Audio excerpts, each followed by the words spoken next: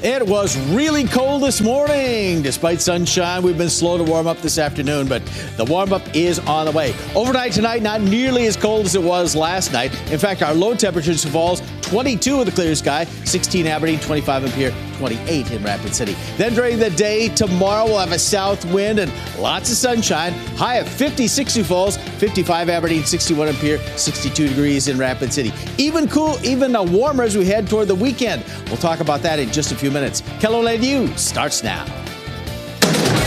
Live from KELOLAND Media Group. KELOLAND News, first at 4. The Empire Mall's newest department store is set to open in just a week. An inside look at Dillard's. Plus, the Minneapolis City Council is considering a minimum wage for rideshare workers. What that could mean for Uber and Lyft. And later, the unseasonable warm winter isn't stopping a snowmobile race from coming to the WH Line Fairgrounds. How the event is getting enough snow. Good afternoon, and thanks for tuning in to First at 4. I'm Don Jorgensen. And I'm Kelly Volk. Today, Governor Kristi Noem urged the U.S. Senate Committee on Indian Affairs to address public safety on Native American reservations across the country.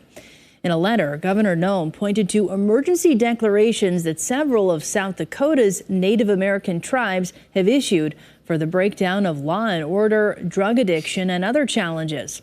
Governor Noem wrote, quote, "The committee must also urge the Biden administration to stop shirking its treaty obligations and take necessary actions to keep these people safe." The founder of a popular restaurant and South Dakota-based Seasoned Salt has died. Rick Chrisman died at the age of 72. The Mobridge man founded Rick's Cafe on Main Street in Mobridge and created a popular seasoned salt named Rick's Salt. The all-purpose seasoning was sold at his restaurant and through chains like Shields and other regional grocery stores. You can read more about Rick's legacy in Mobridge in a KELOLAND.com original by Eric Mayer online now. The city of Sioux Falls is creating a new license for contractors to do more focused home repairs. This includes work like reshingling, re-siding, and door or window replacements. The license is for work on residential, single, and two-family homes and townhomes. Contractors will now be able to do focused work without having to get a full residential contractor's license. After years of waiting, the Empire Mall will finally be opening a store in its largest location. KELOLAND's Summer Roddershot takes us to the mall to take a first look inside Dillard's. After announcing that Dillard's would be joining the mall lineup back in 2018, it is finally having its grand opening on March 6th. The once empty store is now filled with different clothing, home goods, and cosmetics. Managers here say that they are excited for the store to finally be opening. It just feels like a fantasy world. We can't even believe it. Things are actually happening very quickly now. I know that it has been a long time coming and there's been some pauses in the progress, but the wheel is in motion now, so there's no stopping us now. Later tonight, we will look at what's inside the store, how they think it'll affect the mall, and all about its grand opening. In Sioux Falls, Summer Roddershot, KELOLAND News. Well, there are new spring load limit restrictions on South Dakota's highways. The restrictions are to reduce wear and tear on roads as the spring thaw comes. The DOT says highway maintenance authorities can restrict loads anytime from February 15th to April 30th. The DOT posts road restrictions on its website and communicates them through social media.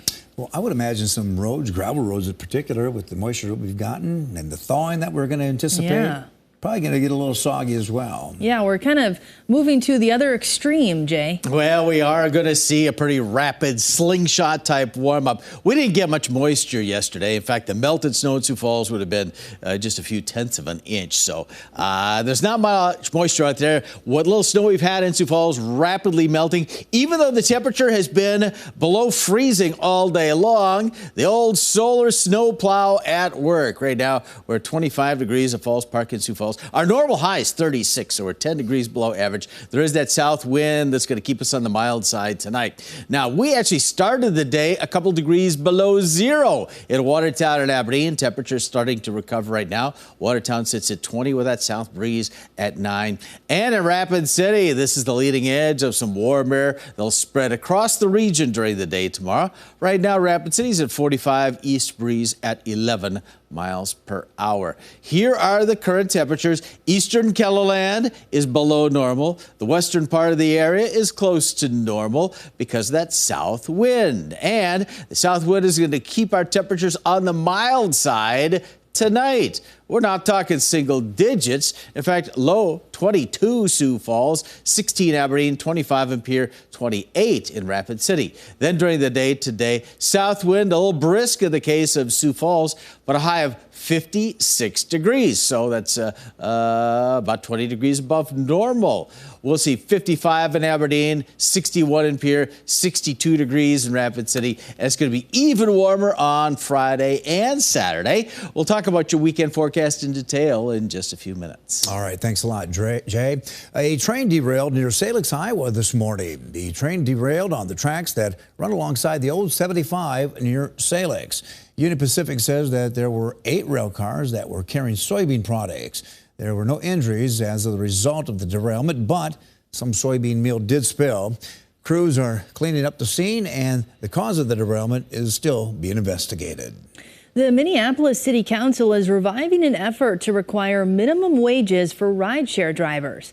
The plan would ensure drivers get at least $1.40 per mile and 51 cents per minute while passengers are in the car, and no less than $5 a ride. Caroline Cummings brings us the latest. Welcome to the regular meeting of the Business, Housing, Zoning Committee. Dozens packed a Minneapolis City Council meeting Tuesday asking members to protect rideshare drivers by requiring a minimum wage. Uber and Lyft see as cheap labor. That should not be tolerated in the city of Minneapolis. All we're asking is for fair compensation. Drivers shared stories about how they struggle to make ends meet and shared screenshots of their take-home pay, some walking away with less than half of the total cost for a ride. They deserve more for everything they do to make it possible for me to live without a car. They deserve the basic human dignity of a livable wage. The measure is similar to one approved last year by the City Council, but was later vetoed by Mayor Jacob Fry. The state legislature also passed minimum pay rates last year, but Governor Tim Walz vetoed that too.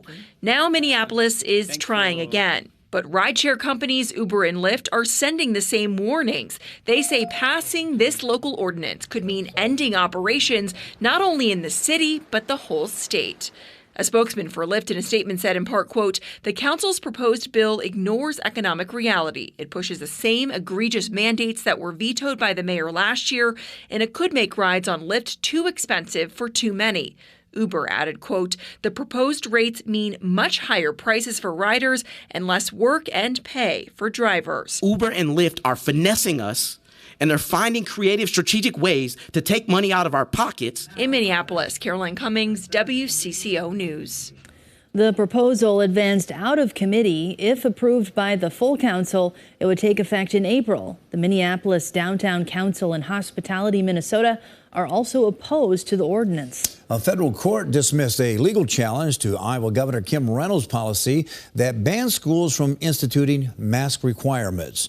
The challenge was brought by families of students with disabilities during the height of the COVID-19 pandemic.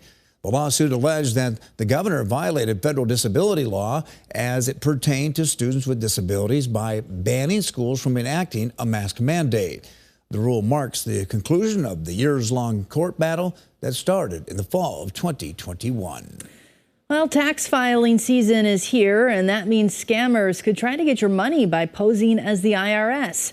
Common scams to be aware of are phishing emails from someone pretending to be the IRS and using identity theft to steal your refund. If you receive a suspicious email or phone call, report it to the police and the IRS immediately. If you owe taxes, the IRS will typically send a paper bill as first form of contact and will not use phone or email to contact you.